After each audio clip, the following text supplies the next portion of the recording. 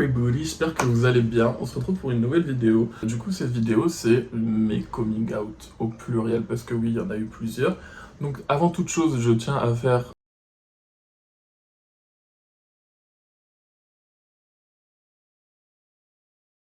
un petit disclaimer. Le coming out n'est pas du tout quelque chose d'obligatoire. Et je conseille même de bien réfléchir avant de le faire, bien réfléchir des conditions dans lesquelles on est, bien réfléchir, en fait toujours se préparer au pire, parce que malheureusement on est toujours dans cette société-là. Pour moi, c'est vraiment pas obligatoire de faire un coming out. Enfin, les hétéros ne font pas de réunion de famille pour préciser qu'ils aiment les filles. C'est quelque chose que j'ai fait, mais c'est quelque chose qui est pas du tout obligatoire. Il y a même des moments où j'ai peut-être un peu regretté et tout. Du coup, je dis mes coming out parce que du coup, ça s'est fait en plusieurs fois. Ça a fait que maintenant, je suis totalement effrayé de dire à des gens que j'aime quelque chose sur moi qui pourrait déroger de la normale, etc. Mais des trucs de merde, hein. Mais ça me fait trop peur parce que c'est vraiment quelque chose qui m'a traumatisé, mais au plus haut point. En fait, moi, ma relation avec ma sexualité, elle a été très compliquée parce que j'avais une famille qui fermait toutes ces portes-là directement. Ça veut dire que c'était impossible. Dès mon enfant, j'ai toujours été fruité. J'ai toujours été comme ça. Et je me rappelle qu'en maternelle, je rêvais d'être une fille. Parce qu'en fait, pour moi, le schéma de garçon, je m'y retrouvais pas. Et comme c'était un truc très binaire, genre soit t'es un garçon, soit t'es une fille, bah comme je me retrouvais pas du tout dans le schéma du garçon, bah dans ma tête, je voulais être une fille, tu vois. Et je me rappelle, je priais et tout, genre tous les jours et tout, pour que le lendemain je me réveille étant une fille, etc. J'en pleurais et tout, mais en étant enfant, hein, c'est même pas l'adolescence et tout, c'était étant enfant, tu vois. Mais j'avais toujours des petites copines et tout, parce que pour moi, c'était même pas quelque chose à réfléchir, parce que déjà, tout, jusqu'au collège en tout cas, je ne sexualisais pas du tout mon être. J'associais pas le fait d'être comme j'étais au fait d'aimer les garçons. Genre, j'étais juste comme j'étais et c'est tout, tu vois. Genre, et dans ma tête, comme on était obligé d'aimer les filles, bah j'aimais les filles. C'est tout. Donc j'avais mes petites meufs et tout, en primaire et tout.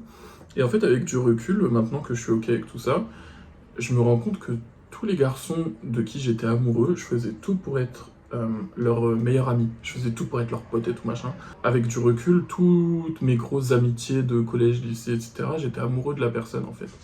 J'étais amoureux de la personne et ça m'a fait beaucoup souffrir.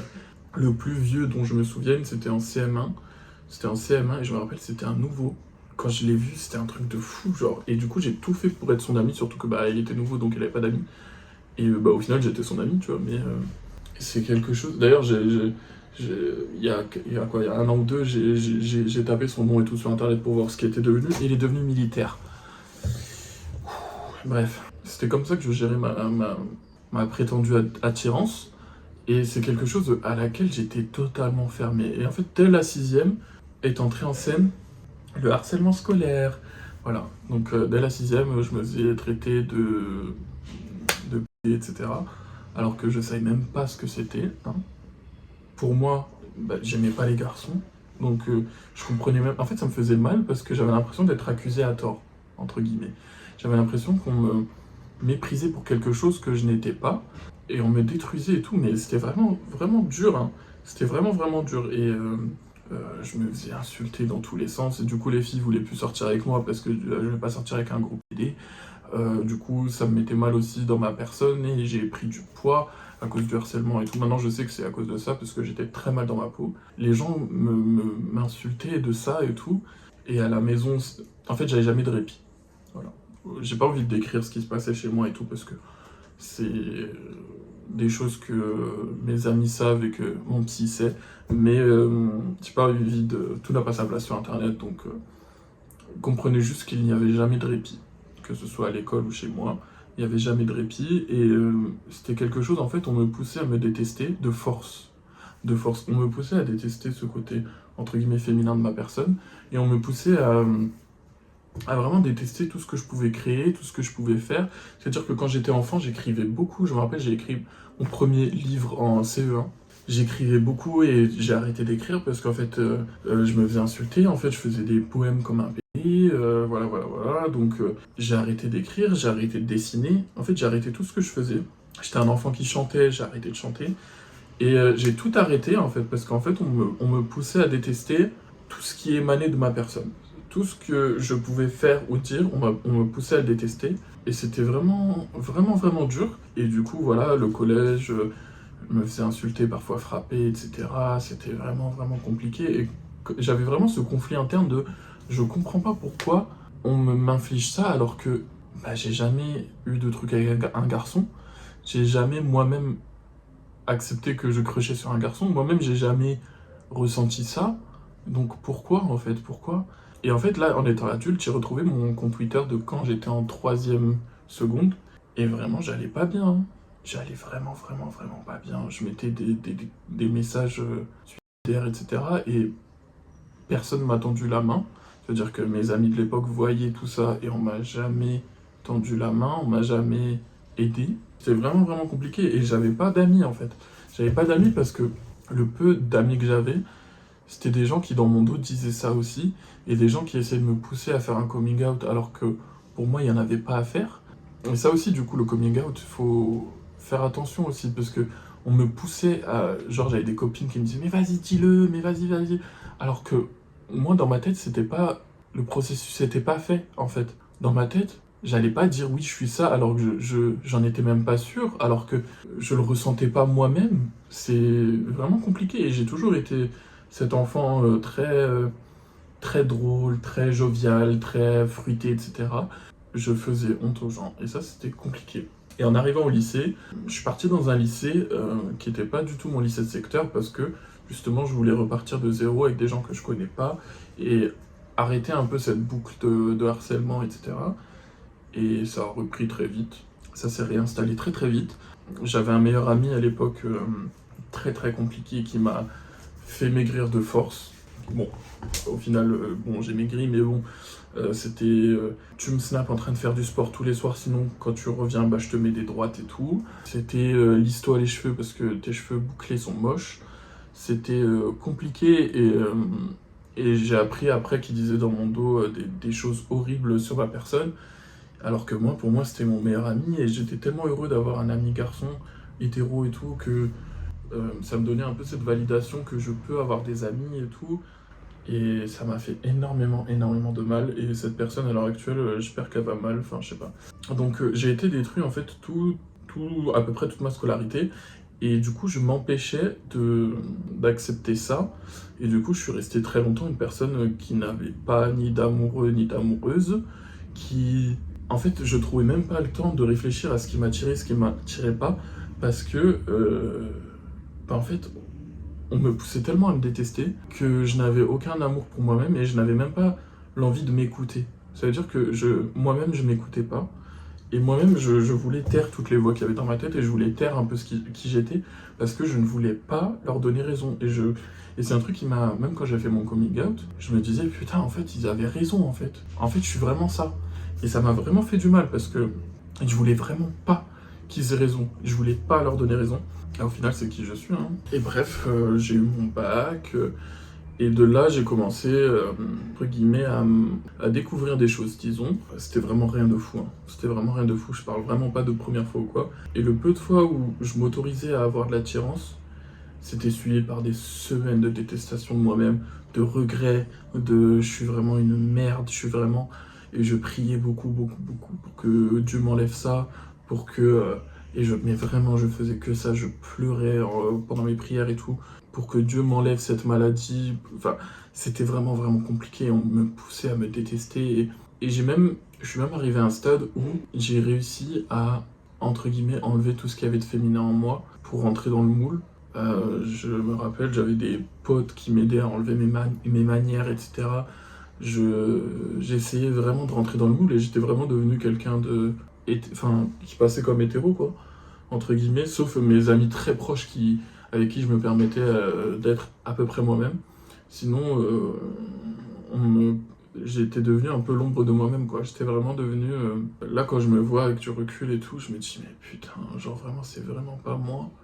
Et je vois la souffrance dans mes yeux, et je vois ce que j'essaie de cacher, et c'est compliqué. Et bref, j'ai toujours renié ça, jusqu'au confinement. J'avais 20 ans, bientôt 21, donc c'est entre guillemets tard, où j'ai commencé à me poser des questions Je parlais en fait à un garçon sur Twitter, je sais même plus comment il s'appelle, qui lui m'avait avoué qu'il était bisexuel. Et il m'avait avoué que, en fait, sexuellement, il était... En fait, moi, là, avec du recul, je pense qu'il était pas bisexuel, mais à l'époque, il me le disait comme ça, mais il me disait que sexuellement, il était attiré que par les garçons. Sexuellement, c'était les garçons, mais que voilà, il aimait quand même les filles, etc. Et de là, je me suis dit, mais attends, du coup, c'est possible de ressentir ça? Genre, vraiment, c'était vraiment la première fois où je me suis dit, c'est possible de ressentir ça. Et du coup, à l'époque, je me suis dit, putain, je suis peut-être bi en fait. Et j'ai eu un confinement très très compliqué, et du coup, ça a rajouté par-dessus. C'est de là où j'ai commencé à avoir une psy, etc. Parce que, en fait, je souffrais du regard des autres. Dans le sens où je souffrais du fait qu'on m'associe à ça et je me disais je vais jamais trouver de femme parce que aucune femme va vouloir se mettre avec un gars qui est comme ça. Et du coup c'était vraiment horrible parce que je me disais mais quelle femme voudrait d'un mec bi ou d'un mec féminin entre guillemets.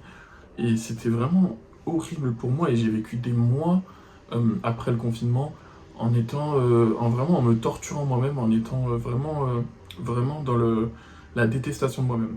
Et du coup, en octobre 2020, je suis tombé en dépression. Voilà, je pense que je suis globalement dépressif depuis l'adolescence, mais j'ai fait une grosse dépression en 2020 parce que, je vais pas raconter dans le détail, mais en gros, un ami à moi de l'époque m'a fait du chantage sexuel. Il comptait même... voilà. Il comptait même me faire ça, et en fait, je me suis retrouvé dans un truc où j'avais personne à qui en parler, parce que personne savait que je pouvais avoir ce genre d'attirance. Enfin, je pense que mes amis s'en doutaient, mais moi, je l'avais pas statué. Donc, en fait, je pouvais en parler à personne, et il m'a fait ça. Et du coup, je me suis retrouvé une semaine entière à pleurer chez moi, dans mon appart à l'époque et tout. Une semaine complète à pleurer et à rien dire à personne. Et de là, je me suis dit, en fait, je me suis fait de la peine. Et je me suis dit, gros, tu peux pas te laisser comme ça. Il faut au moins que tu aies une personne à qui en parler. Au moins une personne. Parce que tu peux pas te laisser souffrir comme ça. Et du coup, la première personne à qui j'en ai parlé, c'est mon ami Anis. Il habitait loin de chez moi et tout. Du coup, je me disais, ça va. De lui dire à lui, ça va, il reste quand même loin de mon entourage et tout. Et du coup, il a été là pour moi, formidable et tout. Et je l'aime. Voilà. Je viens de réaliser que c'est la première personne à qui je l'ai dit. Je lui ai enverrai un message, je lui ai dit en pleurs et tout, et ça m'a fait du bien en fait de lui dire, ça m'a fait du bien. Et de là, je me suis dit, ok, t'as réussi à le dire à une personne, on va essayer de le dire à plus. Entre guillemets, c'est pas plus dans le sens où je voulais avertir toute la Terre, c'était dans le sens, je veux voir qui serait là pour moi et qui ne le serait pas. Et ça me torturait de me dire, je suis ami avec des gens qui potentiellement ne m'aiment pas comme je suis. Et ça, c'est un truc que tu te dis, oh, mais c'est bon, tu vas faire ton coming out, tout le monde va t'aimer, parce que dans tous les cas, ça change rien. Non, gros.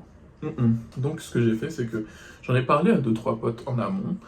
Ça s'est très bien passé. Et du coup, ce que j'ai fait, j'avais un compte Twitter privé avant où j'avais que mes amis. Et dessus, j'ai fait mon coming out. J'ai dit que j'étais bi. Et ça n'a pas plu à tout le monde de suite. Ça veut dire que j'avais une amie de qui j'étais très proche à l'époque et tout. Mais très très proche, hein, c'était limite ma meilleure amie, et qui m'a dit bah écoute, au début elle me dit ouais tu te fous de ma gueule et tout machin truc, et après elle me dit bah en fait moi je cautionnerai jamais si t'as des relations avec des garçons parce que bah c'est contraire à ma religion, je cautionnerai jamais, et je t'encouragerai jamais, je serai jamais entre guillemets contente pour toi si tu en as. Et de là je lui ai dit bah écoute nos chemins se séparent en fait, parce que pour moi, ça n'a pas de sens de rester amis si on pense ça. Je lui ai dit, toi, t'as des mecs dans la religion, t'es pas censé en avoir, et pourtant, je suis là pour toi, tu vois. Et ouais. Et du coup, j'ai été rejeté déjà de quelques amis au coming out bisexuel. J'ai été rejeté de quelques amis. Mais ça allait encore, parce que on me disait, oui, t'inquiète pas, tu peux toujours finir avec une femme, t'inquiète pas, tu peux toujours... Voilà. Et moi, en fait, dans mon cœur, j'avais aucune attirance pour les femmes, en fait. Et j'arrivais pas encore à me le dire. Ben, un jour comme ça, je parlais avec une copine à moi, Karel, que j'aime. Et elle m'a dit, gros, je pense que t'es gay et tout. Je lui ai dit, en vrai, y a moyen. Hein. Quand j'ai réalisé ça, ça a été vraiment dans ma tête un coup de massue, parce que ça mettait fin à tous mes rêves de famille, de une femme, des enfants, et ça mettait aussi fin à tout rêve d'avoir mes parents contents pour moi, mon mariage, tout rêve ouais, de filer entre guillemets le parfait amour sans avoir rien à se reprocher, etc. Et ça m'a mis un coup horrible derrière la nuque. J'ai replongé, mais tellement fort, j'ai tellement plongé que à l'époque j'ai arrêté mes études. J'étais en prépa, j'ai craqué, j'ai arrêté. Je restais que chez moi, je faisais que de pleurer tout le temps, tout le temps, tout le temps, tout le temps. Et c'était vraiment horrible, horrible, horrible, horrible, parce que je me disais qu'il y a sûrement des gens autour de moi qui ne m'aiment pas comme je suis. Et c'est vrai, parce que j'ai perdu une tonne d'amis, une tonne, hein, mais vraiment. Et de là, j'ai décidé d'en parler à ma mère, parce que, en fait, j'avais besoin de réponses. J'avais vraiment besoin de réponses, et j'avais besoin de savoir si la relation était de l'amour conditionnel ou inconditionnel. J'ai toujours eu ce truc de, si c'est pas 100% dans les deux sens, j'en veux pas. J'en veux pas. En fait, je m'étais dit, je veux savoir, en fait, ce qu'il en est. J'ai pas envie d'entretenir une relation, quand bien même c'est avec ma mère, j'ai pas envie d'entretenir une relation si c'est pour qu'on me lâche à la fin. Voilà, je préfère me protéger, etc.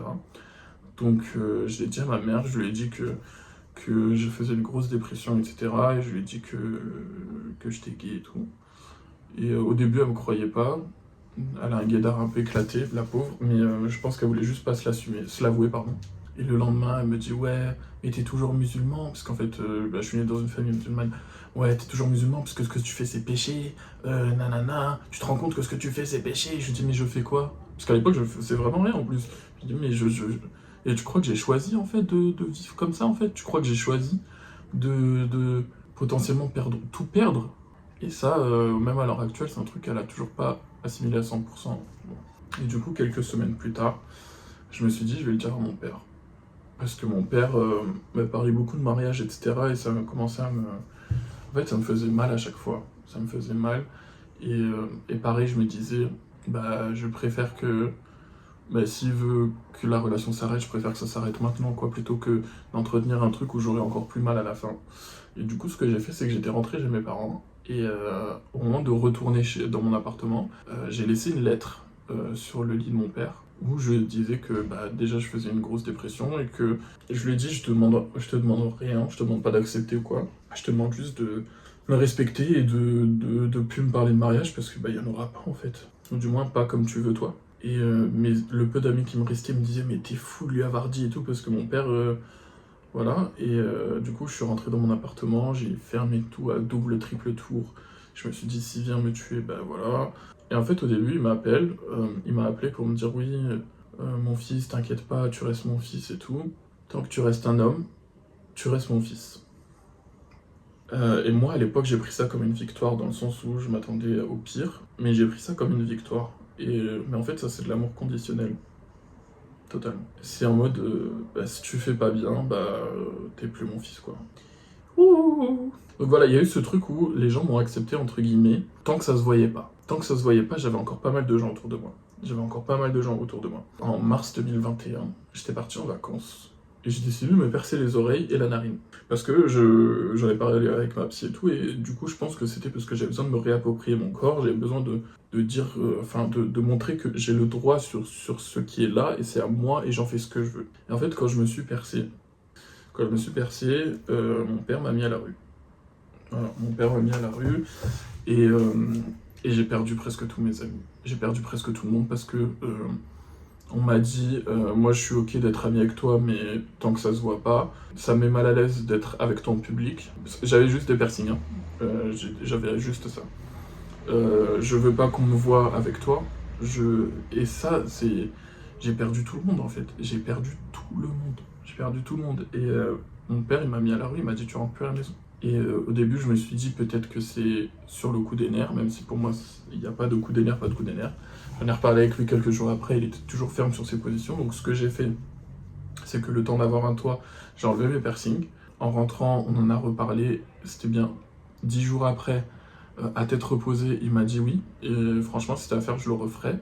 Et ce que t'as fait toi, c'est pire que ce que j'ai fait moi. Genre, me percer, c'était pire que me mettre à la rue. Voilà, donc voilà. Après, toujours la question de religion, où est-ce qu'on place le curseur, je sais pas, parce que mettre son enfant à la rue, je sais pas. Voilà, du coup, je suis rentré et à l'époque, j'avais plus mon appart solo. Et ce que j'ai fait, c'est que j'ai direct commencé à chercher un appart à l'autre bout de la France. Donc maintenant, j'habite dans le sud de la France, moi je suis originaire du Nord. Et j'ai tout de suite commencé à chercher un appart à l'autre bout de la France parce que je me suis dit, Là, ils croient qu'ils ont gagné, là, en me faisant enlever mes piercings, en me menaçant de me mettre à la rue. Pour moi, c'est pas comme ça qu'on aime son enfant. Je sais pas quel cœur faut avoir pour laisser son enfant dehors. J'ai dit, moi, je suis plus dans ça, donc ça s'est passé en mars. En août, j'ai déménagé dans le sud de la France. Donc je suis parti vivre seul. J'avais rien, je connaissais personne. Je connaissais vraiment personne. Je suis arrivé au milieu de nulle part. C'était tellement dur, c'était tellement dur. Et c'était vraiment... J'ai tout quitté et j'ai perdu, honnêtement, 99% de mon entourage, que ce soit famille, amis. J'ai tout perdu. J'ai tout perdu. Genre vraiment, j'ai tout perdu. C'est-à-dire que oncle, tante, tout ça, j'ai perdu tout le monde. Plus de nouvelles, on m'invite plus au mariage. Ouais, je suis devenu, entre guillemets, l'ennemi public. Enfin, c'est compliqué, hein. Compliqué, on me stalk sur les réseaux et tout, bref, peu importe. Donc j'arrive dans la ville où j'habite maintenant, du coup, en août 2021. En octobre, je crois, du coup, j'ai refait mes piercings, mes oreilles et... J'ai refait que mes oreilles, je crois, d'ailleurs. Je sais même plus si j'ai fait mon nez. Et de là, mon père m'a plus parlé. Écoutez, qu'est-ce que vous voulez. Et au fil des piercings que j'ai rajoutés, à chaque fois il ne parlait plus, ou bien il m'appelait pour m'insulter de tous les noms, que il a honte que je sois son fils, qu'il a honte de moi, qu'il peut même pas parler de moi aux gens parce qu'il a honte et tout. Et écoutez, moi je lui ai déjà dit, je lui ai dit, écoute, si t'as honte comme ça, je suis pas ton fils en fait, c'est tout. Compliqué, mon frère aussi qui s'y est mis et tout. C'était vraiment dur. Du coup, le fait de mettre des piercings, j'ai vécu ça comme un deuxième coming out parce que c'est là où j'ai perdu le plus de monde. Quand j'ai mis mes piercings, c'est là où... Et pourtant, ça peut paraître con, hein, mais le coming out gay, j'ai pas perdu tant de monde que ça, parce que ça, entre guillemets, ça se voyait pas. Mais dès que je me suis percé, j'ai perdu tout le monde, mais tout le monde. J'ai vraiment perdu tout le monde. Et bref, j'ai fait ma vie et tout, et en 2022, j'ai commencé à faire du make-up. Parce qu'en fait, je faisais du dessin avant, et j'ai voulu m'essayer au make-up, donc j'ai commencé en février 2022, la première fois que je me suis maquillée. En juillet peut-être 2022, j'ai commencé les réseaux sociaux make-up, du coup. J'ai décidé, je suis parti fin juin à la Pride de Barcelone, et c'est l'endroit où je me suis senti le plus aimé, accepté, célébré de ma vie en fait.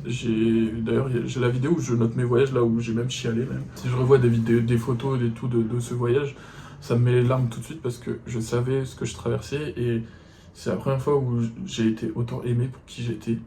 Alors que, spoiler alert, j'ai tué personne, je ne fais de mal à personne. La seule personne à qui ça fait du mal, c'est moi. C'est déjà suffisant. Et du coup, quand je me suis lancé dans le make-up, c'est là que j'ai tout perdu. Tout. Ça veut dire que mes parents me parlaient plus. Ma famille, quand je dis famille, c'est oncle, tante et tutti quanti, faisait que de m'appeler, m'envoyer des messages, me stalker, parler sur moi tout le temps. Ça a duré jusqu'à là. C'est horrible en fait quand c'est des gens chez qui t'as grandi. Parce que moi j'étais très proche de ma famille. J'étais à moitié chez moi, à moitié chez eux. Et c'est une dinguerie de se dire qu'on n'a rien fait de spécial, on n'a rien fait de mal. Et qu'on est traité comme ça alors que dans la famille il y a des gens qui font bien pire et des gens qui font du mal aux autres et des gens qui... Mais tant qu'ils sont pas gays, c'est tranquille. Et moi, pour moi, c'est beau ce que je fais parce que je fais de mal à personne. Et ça fait du bien à quelques personnes qui se retrouvent en moi ou qui sont inspirées par moi. Donc, pour moi, je ne fais que du bien. C'est tout, c'est comme ça. Ouais, j'ai tout perdu. Et c'est pour ça qu'à l'heure actuelle, quand pour un travail et tout, on me dit d'enlever mes piercings et tout, moi je refuse. Parce que je me suis assez battu dans ma vie pour être là où je suis. J'ai affronté tellement de choses que, en fait, c'est pas... J'ai traversé des périodes compliquées, hein. J'avais rien à manger, pas de famille, j'avais rien autour de moi. Je mangeais du pain de mie, mon frère. J'avais la mère d'un pote un jour qui m'a donné des conserves. Ça m'a fait trop mal au cœur. En fait, je me faisais mal moi-même. Je me faisais mal au cœur. Parce que je me disais, gros, j'ai fait quoi pour en arriver là? Je suis passionné par le maquillage. Je suis passionné par ce que je fais. Je fais rien de mal, en fait. Je fais rien de mal. Et vraiment, là, Là, à l'heure actuelle, la situation s'est stabilisée, entre guillemets. Donc là, j'ai mon cercle et tout, ça s'est stabilisé, vous inquiétez pas. Je suis pas dans le même tourbillon dans lequel j'ai pu être il y a 1 an ou 2. Et ouais, même YouTube et tout, vous savez pas, hein.